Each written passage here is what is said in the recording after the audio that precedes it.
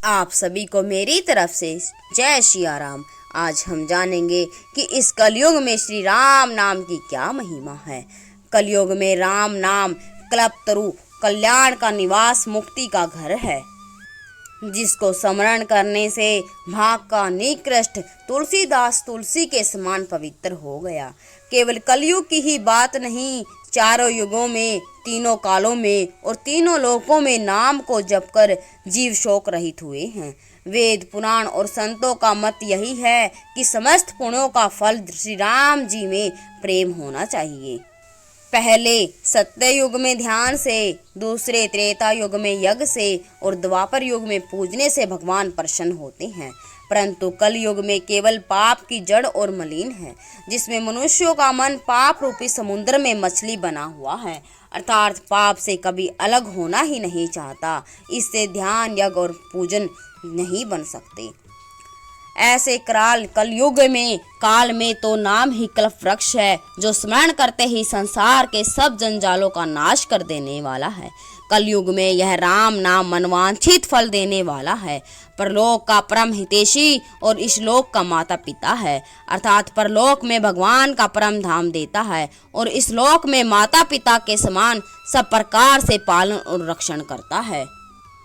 कलयुग में न कर्म है, न भक्ति है और न ही ज्ञान है। राम नाम ही एक आधार है। कपट की खान कलयुग रूपी काल नेम की, जिसलिए राम नाम ही बुद्धिमान और समर्थ श्री हनुमान जी है। राम नाम श्री नरसिंह भगवान है। कलयुग हिरण्यकश्यप है और जप करने वाले जन प्रहलाद के समान है। यह राम नाम देवताओं के शत्रु को मार कर जप करने वालों की रक्षा करेगा। अच्छे भाव प्रेम से, बुरे भाव बैर से, क्रोध से, आलस्य से, किसी तरह से भी नाम जपने से दसों दिशाओं में कल्याण होता है। उसी परम कल्याणी राम नाम का स्मरण करके और श्री रघुनाथ जी को मस्तक नवाकर मैं श्री राम जी के गुणों का वर्णन करती हूँ। वे श्री राम जी मेरी बिगड़ी सब तरह से सुधार लेंगे, जिनकी कृपा से करने से नहीं अघाती। राम से उत्तर स्वामी, मुख सरीखा सुमुरा सेवक, इतने पर भी उन दयानिधि ने अपनी ओर देखकर मेरा पालन किया है।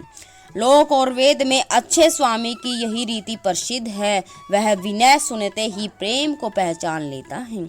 अमीर गरीब, गवार नगरवासी, पंडित मूर्ख, बदनाम यशस्वी, सबकी सुनकर और उनकी वाणी, भक्ति, विनय और चाल को पहचान कर सुंदर वाणी से सबका यथा योग्य सम्मान करते हैं।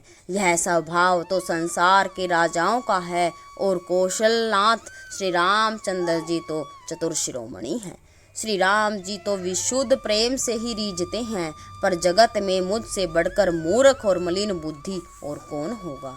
तथापि कृपालु श्री रामचंद्र जी मुझ दुष्ट सेवक की प्रीति और रुचि को अवश्य रखेंगे, जिन्होंने पत्थर को जहाज और बंदर भालुओं को बुद्धिमान मंत्री बना दिया।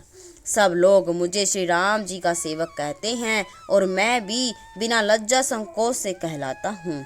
कृपालु श्री राम जी इन निंदा को सहते हैं कि श्री सीताजी नाथ जी जैसे स्वामी का तुलसीदास सा सेवक है।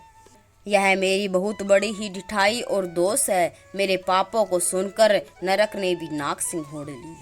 यह समझकर मुझे अपने ही कल्पित डर से डर हो रहा है, किंतु भगवान श्री रामचंद्र जी ने तो सौपन में भी इस पर ध्यान ही दिया।